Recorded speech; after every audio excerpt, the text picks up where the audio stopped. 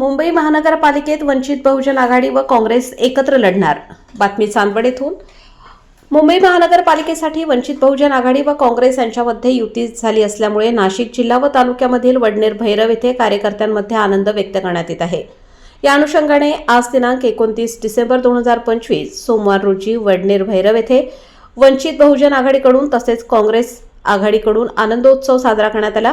यावेळी वंचित बहुजन आघाडीचे चांदवड तालुका अध्यक्ष माननीय संतोष नामदेव केदारे तसेच चांदवड तालुका काँग्रेस अध्यक्ष माननीय संपत वक्ते या दोन्ही तालुकाध्यक्षांनी एकमेकांना पेढा भरवून पुष्प व शाल देऊन स्वागत करण्यात आले.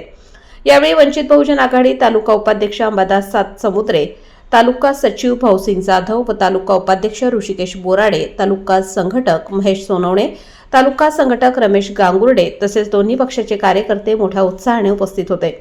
या दोन्ही पक्षांच्या आघाडीमुळे इतर पक्षांना मोठा धक्का बसण्याची शक्यता वर्तवण्यात येत आहे.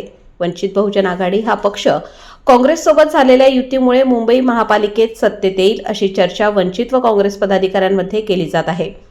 वृत्त संकलन समाधान केदारे, निवासी संपादक देवळा. वंचित बहुजन आघाडी व काँग्रेसच्या वतीने आज चांदवड येथे हा जो उत्सव साजरा करण्यात आला याचे मागचे कारण एकच आहे की वंचित बहुजन आघाडी आणि काँग्रेस पक्ष आमची दोघांची मुंबई येथे युती झालेली आहे आणि ह्या युतीमध्ये 62 जागा वंचित बहुजन आघाडीला सोडण्यात आलेल्या आहे. त्याचप्रमाणे महाराष्ट्रामध्ये सुद्धा हा पॅटर्न मोठ्या उत्साहाने चालू आहे आणि याचेच कारण बघता वंचित बहुजन आघाडी आणि काँग्रेसच्या वतीने इथे आज पेढा भरून हा उत्सव साजरा करण्यात आलेला आहे.